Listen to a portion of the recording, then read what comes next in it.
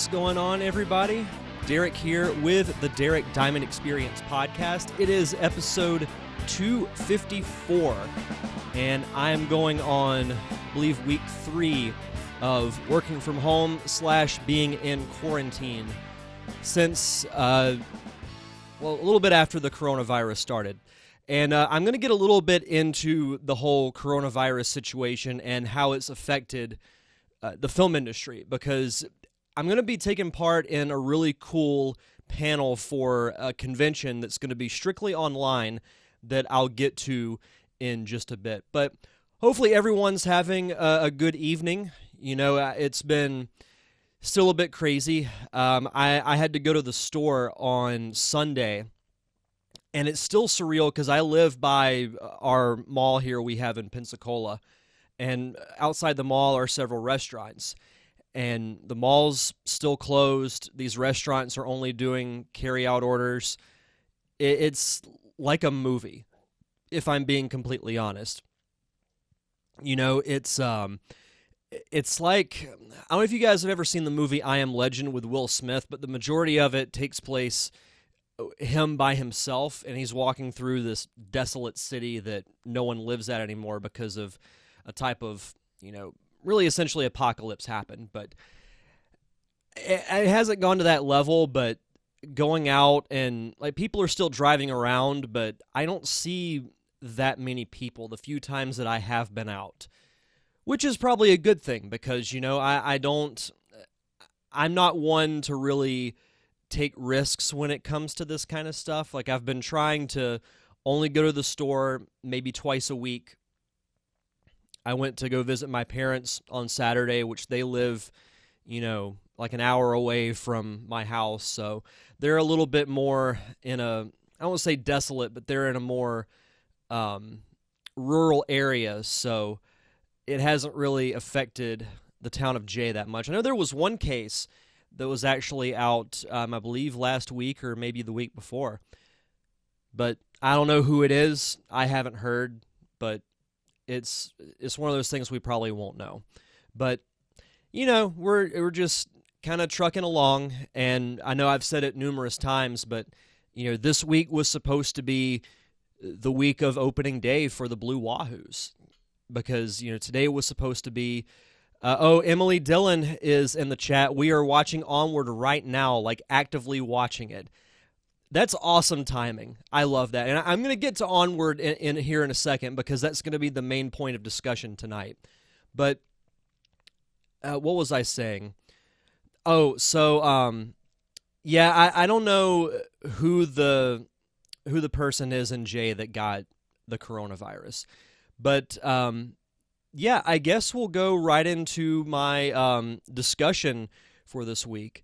Oh, Carlos Longoria is watching. He just finished Onward 20 minutes ago. That's, again, awesome timing. And this is kind of a little bit of a spoiler or a behind-the-scenes look of this show. I try and watch these movies that I review. I try and watch them the night before because I like to have a little bit of time to digest a movie, because I'm one of the worst when it comes to immediate reactions, because I absolutely praised The Rise of Skywalker when it came out. And I still like the movie, but now that I've seen it a couple of more times, I really see the flaws in it. And is it the worst Star Wars movie? Absolutely not. But I wouldn't say it's the best. I don't even think it's the best of the current trilogy. I think that belongs to The Last Jedi. But kind of going into Onward, so this is a Pixar film, which my love of Pixar goes back to the original Toy Story. I remember seeing that movie in theaters when it came out, much like many other people of my generation, of my age and a little bit younger. And that was what put Pixar on the map. The technology was just revolutionary. No one had really seen animation done on that level before, at least not that I'm aware of. And I still have one of those, it's one of those movies that has a very distinct place for me, because I was around the same age as Andy, maybe a little bit older, but I still related in a way because, all I wanted to do was play with my toys and play video games. And what kid hasn't thought, what do the toys do when I'm not around? Do they actually come to life? And that tackles that. And since then, Pixar has gone on to have just unbelievable success when it comes to movies. I'm actually trying to pull up their full catalog here because they've made so many movies since Toy Story. Come on, Wikipedia, give me a comprehensive list. Okay, well, so we have, franchises, I'll name that. There's 4 Toy Story movies, 2 Monsters, Inc. movies, Finding Nemo has 2, The Incredibles, which I still need to see Incredibles 2, and there are 3 Cars movies, but you also have A Bug's Life, you have WALL-E, you have, to me, the most underrated Pixar movie was Ratatouille. I absolutely love that movie. I remember going to see that by myself in a movie theater. And that might be kind of weird to some people. There are some people I talk to that are completely weirded out by the idea of going to a movie theater by themselves. But, I mean, to me, it's not really that much different than watching a movie by yourself at home. You just go somewhere that's not your home and you sit in a giant room and you watch a giant screen. There have been a ton of movies I've gone to see by myself. But I absolutely love Ratatouille. And my point is, Pixar has had just an unprecedented run of hit movies. Like, I could probably count on one hand the number of movies that Pixar has made that are widely considered to be not very good. And I would love to hear in the chat, some of your guys' favorite Pixar movies. I mean, for me personally, it's Toy Story, the original one. Though I will say, when Toy Story 3 was announced, I was very skeptical because it had been so long since Toy Story 2. But when I found out the storyline and found out that Andy was going to be in college and it was dealing with him not having that relationship with Woody, Buzz, Potato Head, Rex, Ham, Slinky, all the other toys, I thought this could really work. And there have been very few times at a movie theater that I have teared up. And the end of Toy Story 3 was one of them. I absolutely loved that movie. And Toy Story 4 wasn't bad. I think making it was kind of pointless because 3 had one of the best endings to a trilogy that I've ever seen. Samantha Owens is watching. She says, I go to movie theaters all the time by myself. It's amazing. It's really not that bad. You should absolutely try it out. I've seen... What movies have I seen by myself in the theater? And there's been quite a few. I know I saw the last time I went to a movie theater, I went by myself when I saw Sonic the Hedgehog for the second time. But it's really not that bad. But as far as Onward goes, and normally on this podcast, I'm pretty lenient when it comes to spoilers, but this I'm going to try and keep as spoiler-free as I can because I would recommend this movie to anyone. Now, I will admit I haven't seen the last couple of Pixar films. I haven't seen Coco. I haven't watched Inside Out. I haven't watched The Good Dinosaur. I haven't gotten around to them. I really have no excuse. You could say, especially now, well, you've got the time, so why don't you watch them? I will at some point. It's just, I don't know, I just haven't got around to it. But Onward, so my initial impression of this movie, I was not very excited for it, and I'll tell you why. I saw the trailer so many times in the movie theater whenever I would go. No matter what movie was playing, the Onward had the exact same trailer in front of it. And I thought to myself, God, will this movie just come out so I'll stop seeing this trailer? Because it didn't even really look all that appealing to me. I knew that it was about 2 elves and they tried to wish their dad back to life and only half of him came back, so they went on a quest to try and bring the rest of him back. And that's really what the story of this movie is. But when the movie came out, I knew I probably wasn't going to go see it in theaters. I would wait until I heard some buzz about it, and then I would check it out, whenever it would come out on Disney Plus, or I might Redbox it. I very rarely Redbox movies, but if the word is good enough, then I'll do it. But the initial buzz for this movie was very good. And I thought, oh, it might actually be worth checking out. And then our friend COVID-19 came along and shut movie theaters down. I think the week after this movie came out is when things really started to take a nosedive. Because I know the box office had its lowest gross in 20 or 30 years, since the 90s. And then movie theaters completely shut down. And that's kind of been the thing, is are studios going to release these films directly to streaming, like Onward and Black Widow for Disney? Are they just going to release them on Disney Plus, which we found out that Black Widow is going to come out later this year? And that's a whole separate discussion. But I made a note at the very end. I'm going to actually talk about a cool panel that I'm going to be doing actually next week about that very topic. But to talk a little bit about Onward, so it's set in a fantasy world with mythical creatures like elves are the primary protagonists of the films, but you have other mystical creatures like centaurs, of that type of era. And it begins with a prologue of what you would expect from something of that era. You'd expect, magic and dragons and knights and swords and all that type of stuff. And I'm all for a good medieval story.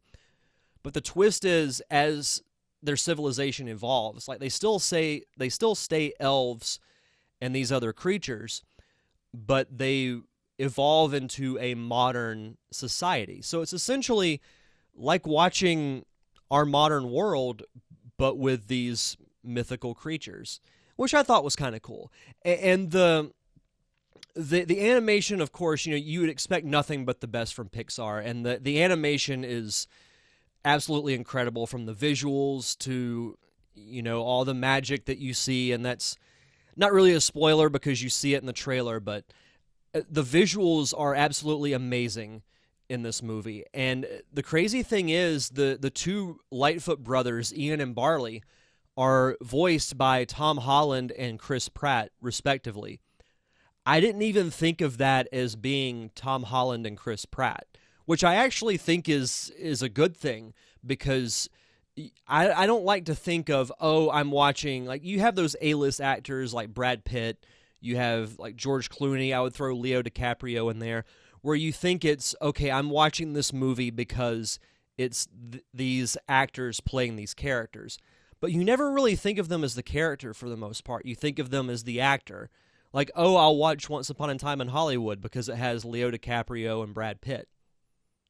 I mean, yeah, their performances are great, but their name drives you to the movie. And that's not the case with Onward. And the voice cast, the two main stars are Tom Holland and Chris Pratt as Ian and Barley Lightfoot, but Julia Louis-Dreyfus plays their mother, which I thought was kind of cool. I didn't even recognize her voice, if I'm being completely honest. And most of the other cast, I know of Octavia Spencer, but I don't know too much of her work. But I didn't watch this movie for the cast. I watched it because of the buzz I heard about it, with it being an actual, really heartfelt story with these great characters. And it's just a very, very good film. So I was going in with higher expectations, and I watched this last night, and I had to put in quite a long work day. So this was cool to just sit down, made a quick dinner, and just laid on my couch and watched Onward. And I was actually very pleasantly surprised by it. Again, I kind of feel bad because I was knocking the trailer. Not because the trailer was bad, because that was really the only marketing material that I was seeing. Just the one trailer they were showing in theaters leading up to its release. But the performances I thought were very good, from primarily Tom Holland and Chris Pratt, because the movie revolves around their chemistry and them bonding together. They're brothers, so I won't say they're kind of close because they're completely different personalities. So Barley essentially, in his mind, like he's essentially a fanboy of the ancient times of, medieval era with quests and dragons and trials and all this type of stuff.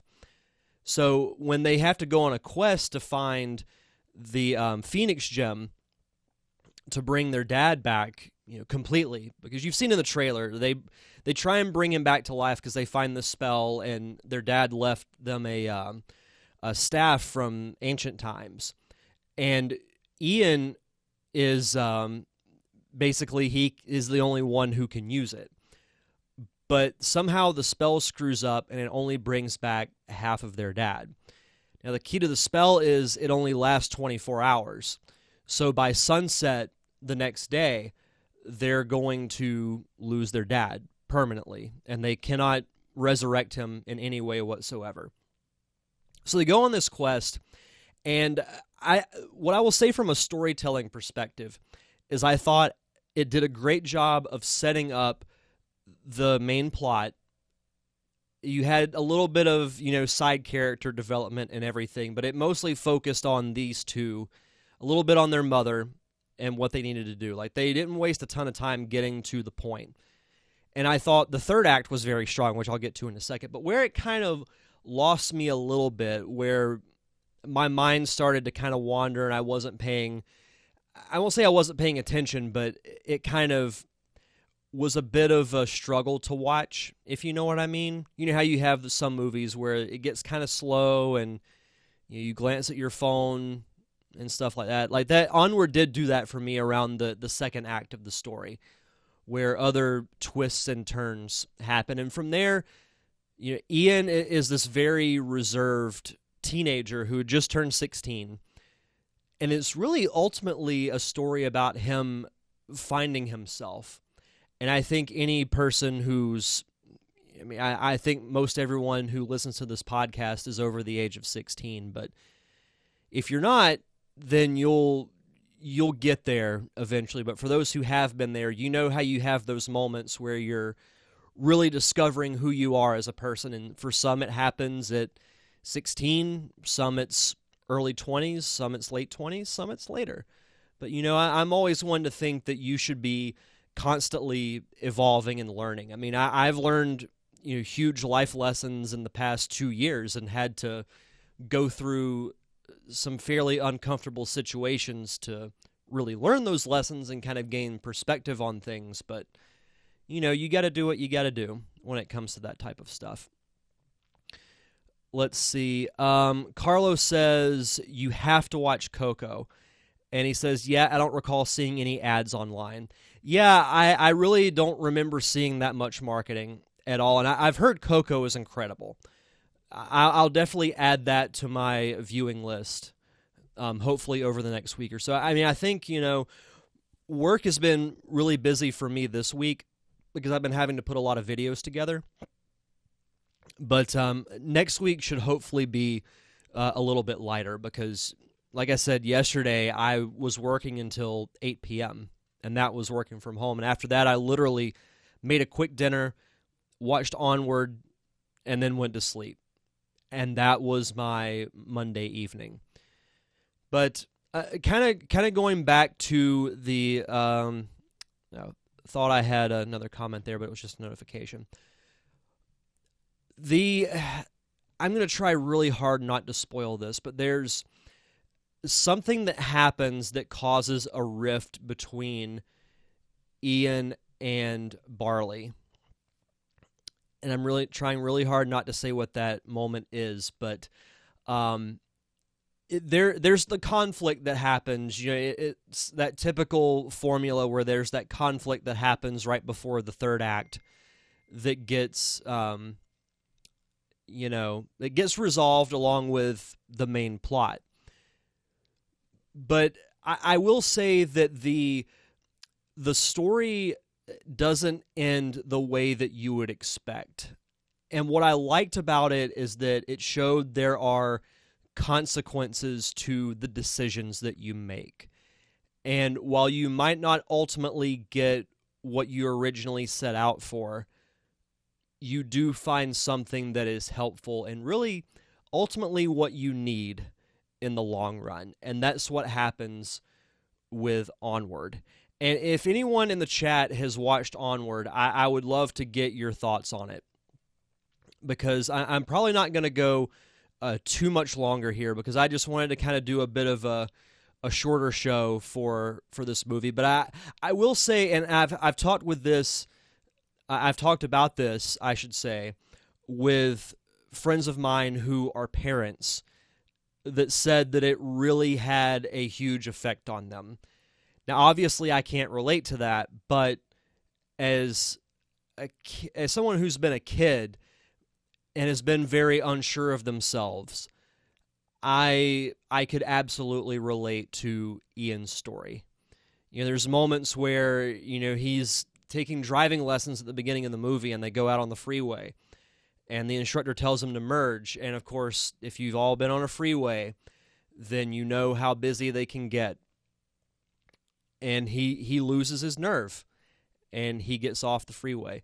Adam Waldron is watching. Welcome. He was actually the one who recommended that I do this.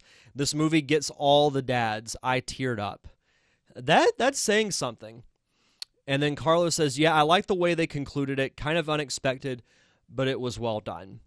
And it kind of ends with, I will say, an embracing of the old culture in this universe with the new, which I thought was really cool. Now, I don't know if this will merit a sequel. If I had to guess, I would say probably not, because with Pixar, there are very few exceptions when it comes to like sequels that I want to see from the Pixar universe. Like Toy Story was the one exception, and I mentioned my love of Ratatouille. I don't see a sequel in that because I think that story was relatively resolved. But who knows? I mean, the thing is with the whole COVID-19 deal, we don't know what's going to happen with the future of the movie universe. Or I should say industry. God, I've been watching movies for so long that I'm actually referring to them as universes. God, that and I just need sleep. I just need a hot bath and I need sleep. Carlos said, I lost my dad 20 years ago this month. I'm so sorry to hear that, my friend. This movie stirred a few feelings, but I really did enjoy it. I don't think this will have a sequel. And that's the thing with movies, is that, they appeal to so many different people in so many different ways. Because we've all been through life experiences, we've all have our own, different experiences, different viewpoints on life. So I might take a film so much differently than what everybody else did. Like, I'm not a parent, so I can't relate to the parent aspect of this movie, but I can still appreciate it from a storytelling standpoint, because it was surprisingly, I guess, more adult is the right way to describe it, as far as it telling an intelligent, cohesive story for an hour and 40 minutes. And that's one of the charms of Pixar. They've had a couple of misses, but when they swing for the fences, more often than not, they hit a 500-foot home run. Because their track record is just incredible. And I was happy because this is the first original movie that Pixar has done in 3 years. Their last one they did was in 2017. So I'm glad that they did at least come up with an original story, because that's what I love about Pixar, is that they come up with movies that have stories that can relate to everyone. Kids are going to see it because they're naturally drawn to animated things. But the story, and now with people my age and even younger having kids of their own, they're going to take their kids to see it. And then that's going to build through generations. People who are my age will show their kids Toy Story. They'll show them, A Bug's Life and other movies of that era. Adam says, I too think it was a cool take on the fantasy genre. It was a fantasy, but all the characters didn't believe in magic to start. I thought it was a cool take. Yeah, it had that unique twist to it that made it compelling. You know what I mean? I absolutely loved Onward. It as I said, it pleasantly surprised me.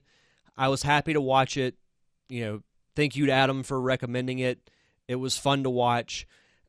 And I know on my Letterboxd account, which those who don't know what Letterboxd is essentially like social media for film buffs.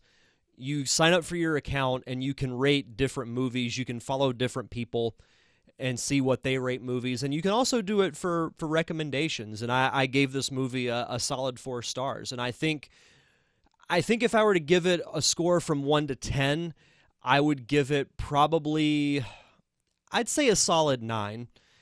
Thomas Rochester, welcome, Thomas. I cry just thinking about this movie. It's so good. I absolutely agree. I would give this movie a solid 9, and I don't give it a perfect 10 just because I felt like it got a little bit slow in the second act. But that's just one guy's opinion. Which, speaking of Thomas, I did want to give a quick shout out to him because thanks to him reaching out to me, the Derek Diamond Experience is going to be a part of a really cool event called CyberCon, which I'm actually going to pull up here. If I could type. Let's see, CyberCon. All right, let me go to their About page. This is live, by the way. Essentially, it's going to be a fully digital convention that's going to take place online. And I believe it's going to be on primarily Facebook Live. Because of MegaCon and really all conventions being postponed due to COVID-19, this really cool group has decided to put together an event called CyberCon, which is a 3-day event. It's going to take place April 17th through the 19th, I believe. I'm not seeing the date here, but I believe it's the 17th through the 19th. It's a Friday, Saturday, and Sunday event. 100% free. You can follow CyberCon on Facebook to find out all their latest information. And I'm actually going to be broadcasting on Saturday, April 18th at 5 p.m. Central Time. And what I'm going to be talking about is the long-term effects that COVID-19 is going to have on the film industry. Let's see.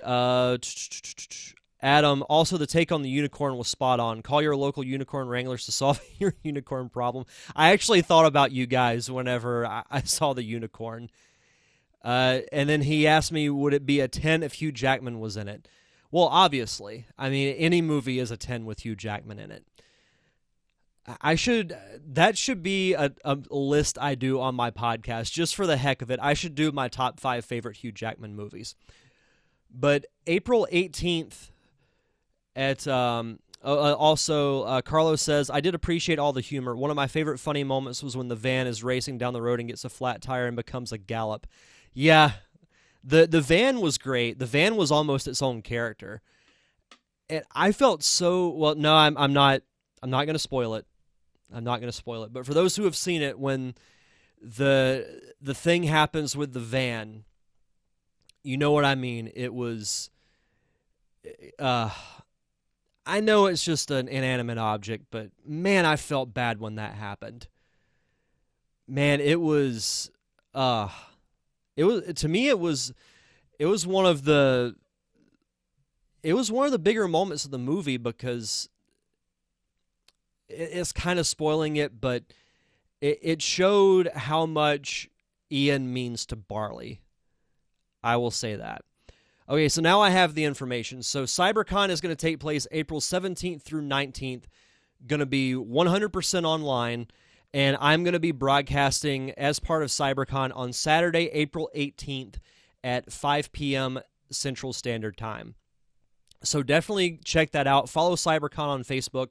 I think it's a really cool concept, you know, with so many people in quarantine and some like not even being able to leave their house. You know, I can't fathom to think of what the people in New York are going through right now. So this would be a cool thing for them to just kind of escape from the world for a couple of days. But definitely looking forward to that.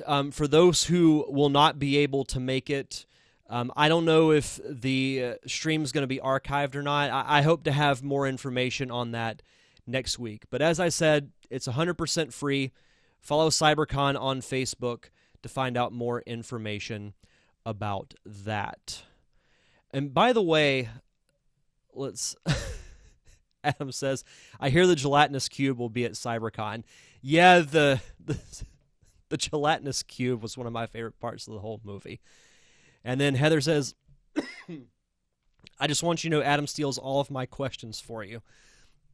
I'm going to give you all the credit, Heather, for that. So, yeah, I think that's going to wrap up my review of, no, I'm not going to mark Heather as spam. Heather has done nothing to me to merit being marked as spam. But, yeah, I think that's going to wrap up my review of Onward. Absolutely go check it out. It's free on Disney+. If you don't have Disney+, what are you doing with your life? There's so many great things on Disney+, like Onward, like The Mandalorian. If you're a 90s kid, you have your classic cartoons like DuckTales, Darkwing Duck. They have original content as well. So many great things on Disney+. I absolutely love it. I love going back and putting on old episodes of, Gargoyles, Darkwing Duck, DuckTales, Spider-Man, all the fun stuff. But absolutely check it out. I can't recommend it enough, and I'm so happy that I watched it. But that's gonna do it for my review of Thomas, yeah, Clone Wars. Clone Wars is fantastic too. But that's gonna wrap up the live portion of the podcast. For those who are listening on the download, stay tuned for my interview with writer, director, producer Megan Friels-Johnson. We actually talk a lot about producing, so for those who are interested in getting into film and you don't know what a producer really does, she does a fantastic job of explaining that, because honestly, I didn't know a ton about producing until I had this conversation. So for those listening on the download, stay tuned for that. For those listening live, thank you guys for watching, and we'll see you guys tomorrow morning at 8:30 a.m. Central Time for the Daily Diamond Morning Show.